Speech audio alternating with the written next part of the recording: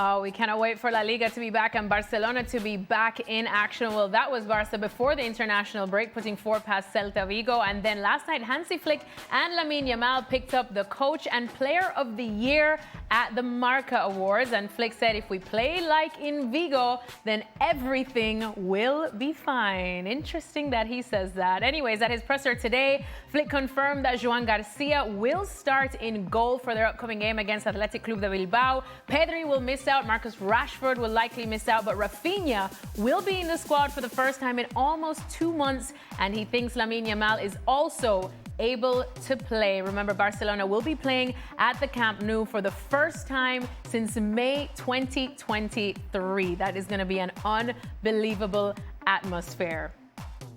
All right, at this point, La Liga is back, so we have to welcome in one of our trusty La Liga reporters, Alex Kirkland, who is joining us right now from Spain. Alex, there's a lot in there to go through, especially the fact that he said if they just play like they played against Celta Vigo, everything should be fine.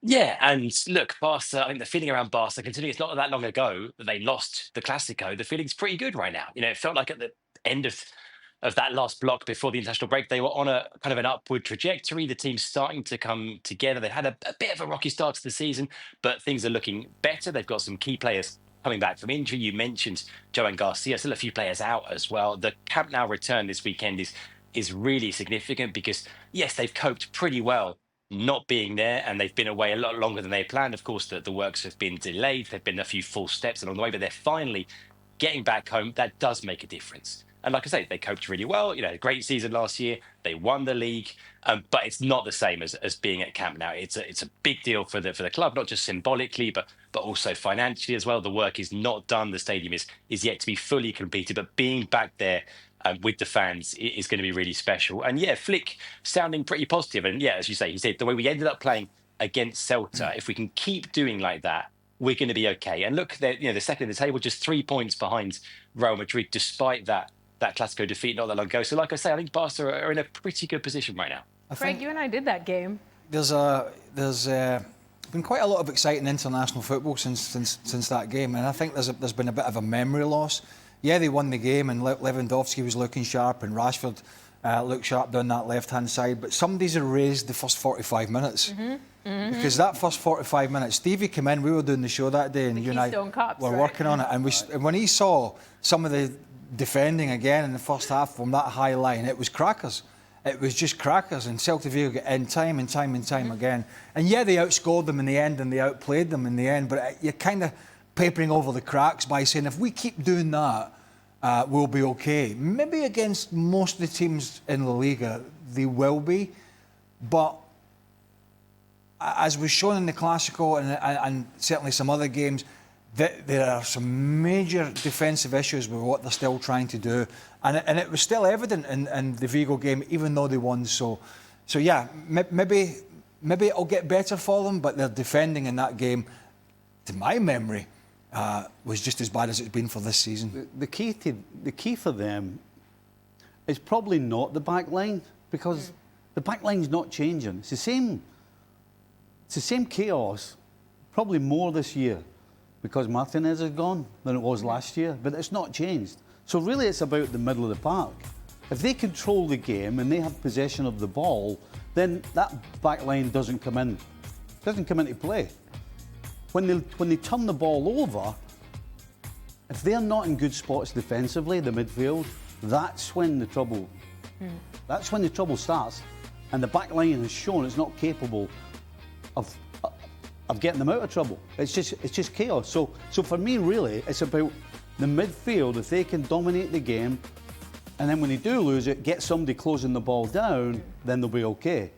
But if they don't, and nobody closes the ball down, then it's just a toss of a coin what happens next. And of course, any team missing Pedri and De Jong, you're going to have you're going to go down a notch or two in terms of performance, because those two at times can really just they can just take a game by the scruff of the neck, which they have done over the piece. So that, you know, you look at the middle of that park, and that's something that Athletic Club maybe can make some hay with that midfield, to be honest with you. And there's not a lot of protection for the back four, so it's exciting to watch. I'll give you that if you're a neutral. Yeah. But you know, it's and as Stevie said, it's not changing anytime soon. It's just whether they can do it a little better than they've been doing it, because they haven't done it well enough this season. Nedum, as a defender, I mean, to play in that system, knowing that there's not much protection for you in that back line, and just hearing your coach say, well, you know, if the forwards manage to do their job and the attacking players control that midfield, then everything should be fine. But you know, you're kind of just hoping for everyone to outscore opponents. Yeah, I think from looking at it from that perspective, yes, that is an issue. Thankfully, you know, they have a pretty good attack, which they can probably trust to score some goals. But I think the way you've described it is key, and the fact that the manager is insisting that this is how it has to be. And I think if the manager says this is your job and you do it, you are then relying on other people to do theirs. And as the guys were saying, if maybe it's a bit too weak in midfield and they're not controlling those transitions well, if they're being sloppy on the ball, then it makes that job just that little bit harder. Because when we look at that offside, so the offside lines that we see from Barca, at the start of last season, people were championing how many times they could catch a player offside. As I said before, they played in the Clásico and Kylian Mbappe was offside more than he was onside for that 90 minutes. But now teams are understanding how to play against it, understanding how to hit them in transition. And sometimes, if not all the time, you've seen runners from deep and just seeing players slicing through Barcelona, and it feels like it's big chance after big chance after big chance that they're conceding. And I think for somebody who's experienced this flick, it's not necessarily about saying, well, we have to completely change who we are, but they have to refine it and try and get it back to the position to where it was a strength for them, you know, whether people are comfortable with it or not. But it was a strength at the start of last season. But again, if the manager says that's your job, then that's your job. You could question him, but this is his identity.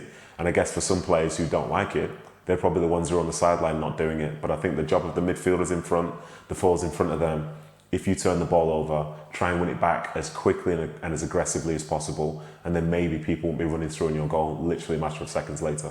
I mean, it was successful for them last year, certainly domestically. There's no argument about that. But I think, you know, Real Madrid were not, even though it was slightly tight at the end, tighter than we thought it was going to be towards the end of the season. It went to the last Clásico. They were always really in control. You just feel maybe, you know, not a great side, but Real Madrid in a slightly better place than they were last year to take advantage of any slip-ups. And look, whether you can do it 2 years in a row with the old adage that Kevin Keegan had at Newcastle was if you score 3, we will score 4. But that bit them in the backside in the end, because Manchester United ground them down.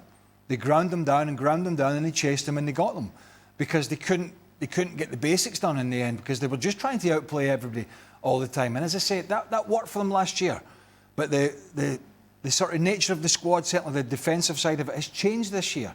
With Inigo Martinez going to Saudi Arabia, he was the organiser. They don't have that, and that's shown. That's shown. So it'll be interesting to see whether the kind of defending that we've seen from them can continue, and the results are positive, or whether it continues and there's going to be a downfall to their results. Only time will tell, because as everybody said, Hansi Flick, he's already made it clear this is the way they're going to do it, and they're not going to change.